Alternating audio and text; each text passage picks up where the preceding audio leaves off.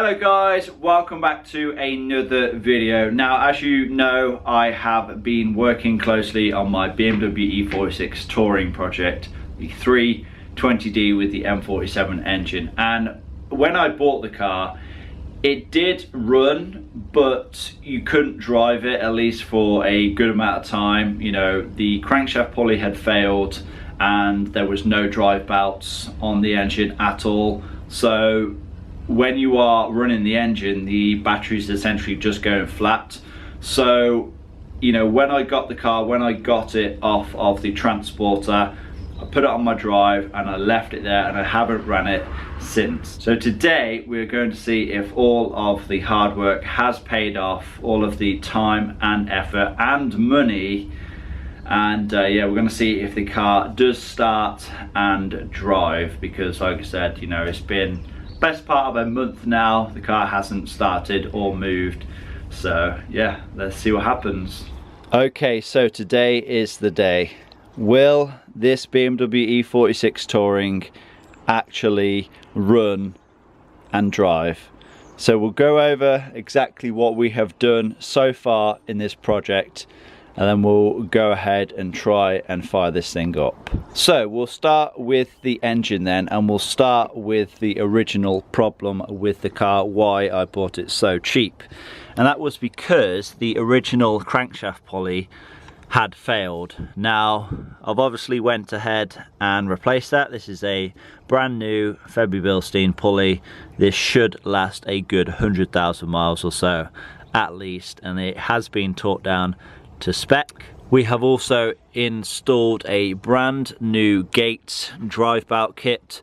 Comes with the two tensioners, which are actually in two parts. I've installed both parts of them, not just the front pulley part.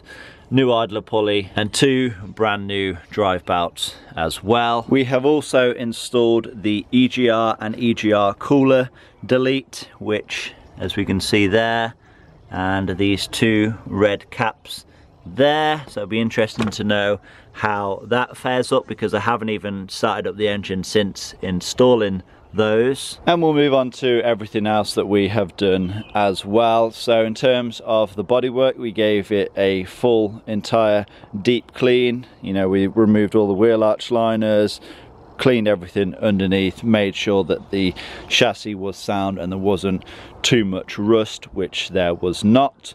We've also replaced both of the front wings to eliminate the rust on those. These are brand new painted wings. We've also replaced the tailgate as well, which the original one was rusty. This one does not have an inch of rust on it. We gave the entire interior a deep clean with the interior out to get to all of the nooks and crannies, and the interior is looking brand new again now, and it's smelling much nicer in here as well.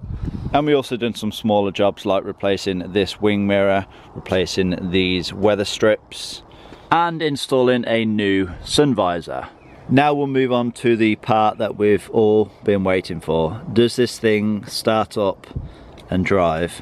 Now, I have just checked the voltage, and as you can see, it's showing 11.4, so I don't think this thing is going to crank over. So I'm going to put the battery on charge for a little bit, just let the voltage, you know, reach closer to the 12, and then we will attempt to fire it up. There we are, battery's just on charge. I'll give it half an hour, and then this thing should have enough juice to fire it up. Okay, so it's been about an hour or so. We've gained a little bit of charge. I'm actually going to leave it on charge while I attempt to fire this thing up. In the meantime though, I've actually reinstalled the viscous fan. It's kind of strange to see this in place, because yeah, it's never been in place since I owned it. It did come with the car. The previous owner just removed it just to try and access the original crankshaft pulley, but that is back on now. Obviously we need that in place so the engine doesn't overheat, although I find that will be quite difficult given how cold it is today. Yeah, it is near freezing out here. But yeah, I think we're ready. I think we are now ready to try and fire this thing up. Okay, so we are measuring 12.2 on the battery. I believe that's because we're on charge though. But yeah, let's go ahead and attempt to fire this thing up. So we have ignition. I'm just going to do the glow plugs a couple of times. Now let's try and fire this thing up. Wow, we fired up.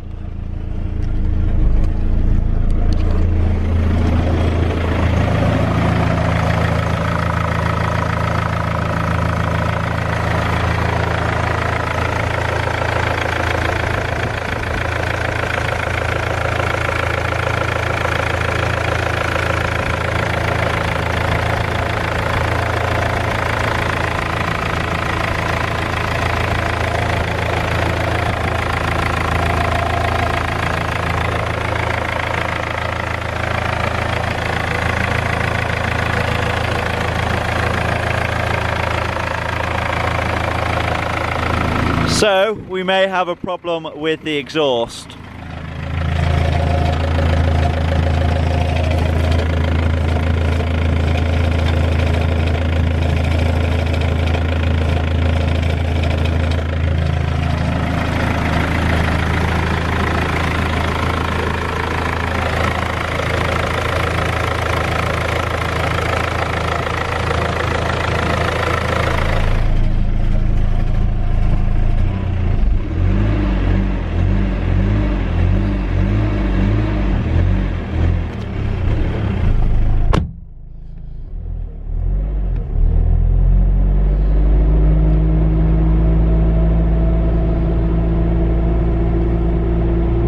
Just want to try and get this thing up to temperature as quick as possible, really.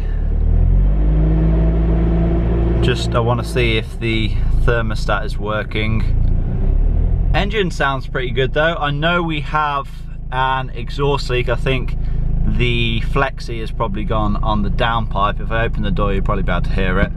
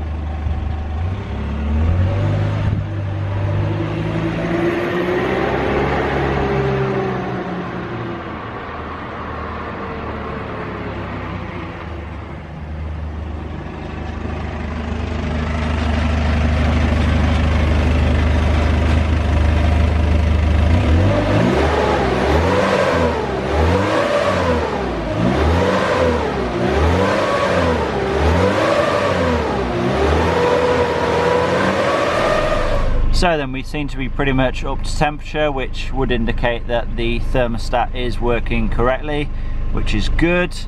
Seems to have a airbag light on, which I don't know what that is for. I don't know if that's because I've got this on the back seat or what, but we're going to do some investigating with that. And we can also see it says minus 39 degrees. I'm guessing that is because the outside temperature sensor is either unplugged or faulty. Okay, so the actual engine then, as you are about to hear, sounds perfect.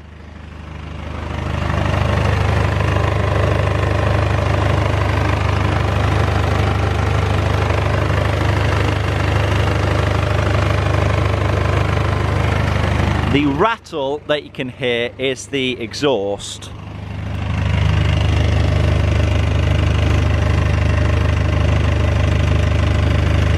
Okay then, so now we know that the engine is good, the car drives, there is no leaks, there doesn't appear to be any leaks, especially from the EGR delete, no coolant leaking or anything, no major oil leaks I can see. I will go ahead and check the coolant level once that cools down a little bit, But yeah, I think we can really start cracking on with this now. I'm going to obviously do a fresh oil and oil change. I'll do an oil flush as well. I'll probably do the crankcase breather. We'll obviously have new air filter, new fuel filter, and yeah, really just do anything that needs doing on it now, to be honest. Now, like I said, that rattle was with the downpipe.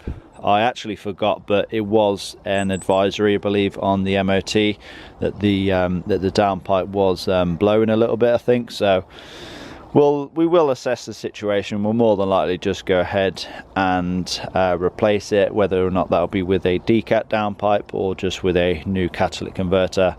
I don't know, but yeah, we will be addressing that. If I do go ahead and sell it, I'm not going to be selling it with that issue. Another thing that I noticed as well, you know, when the engine was running, I thought it would just be a good time just to check everything, you know, check the lights, check the wipers, check the, you know, washer fluid is all coming out and everything. All the lights are good.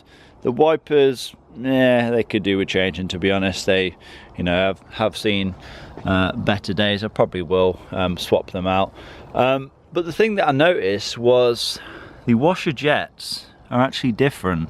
Take a look at that one, and then take a look at that one. They're completely different. Like, this one has 2 holes in, this one has just the one.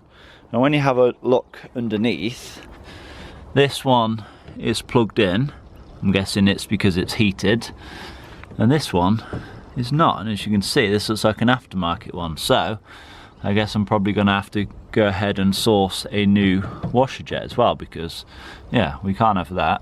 Okay, so just thought I'd do a scan with ISTA just to kind of see where we are at. We have 11 fault codes. This is what it's saying at the moment. I'm going to go ahead and clear these, start up the engine, and then do another test. So after clearing the codes then, that airbag light is now flashing, and it seemed to be something to do with the passenger seat, with the tensioner. So we'll see if that goes away after I fire up the engine. Oh, it's actually stopped flashing now, so maybe that's cleared. So after clearing the faults then, this is what it's showing as. We'll do another test after we've started up the engine. So yeah, after starting the engine then and performing a new test, we still have the exact same fault codes, which don't look like anything too concerning, which is good. Okay then, so we know that the BMW E46 touring project does run and does drive, and the engine really does sound sweet. But upon starting up the engine, we realised we do have some further problems. So the downpipe, that needs to get replaced. Well, it needs to get replaced or repaired. I'm guessing it's the flexi on it that has failed, because it is blowing from the, you know, from the side. And yeah, it's something that I want to fix. You know, I'm not going to sell the car on if that's what I decide to do with that issue. I just wouldn't do that. I'd like to get that fixed. Also the washer jets, like I said, you know, one of them seems to be an aftermarket one. I don't know what the situation was there. I want to get that swapped out for an original one, and yeah, get the heated element part of it plugged back in. And what else? Oh, we could do with some new wipers as well, all round, you know, 2 on the front, 1 on the rear, and yeah, that should finish off the car quite nicely, really. But yeah, aside from that, it's really just a case of doing all of the service items. So you know, oil filter, fuel filter, air filter, coolant flush, all those things which I plan to do anyway. But yeah, we're looking in pretty good shape. Like I said, just those few issues that I mentioned. You know, we've done the diagnostic scan with ISTA, and didn't show any serious fault codes, just a couple with the AUC sensor, and then one with the, I believe it was with the combi and the lighting, something to do with that. Anyway, it's nothing major, because I've checked everything in the car and everything seems to be working as it should, so I'm really not concerned with that. But yeah, I hope you guys have enjoyed this video. I hope you guys are excited for the next chapter with this project. Yeah, please remember to give it a like, leave a comment down below, subscribe if you have not already done so, and I will see you all in that next one. Peace!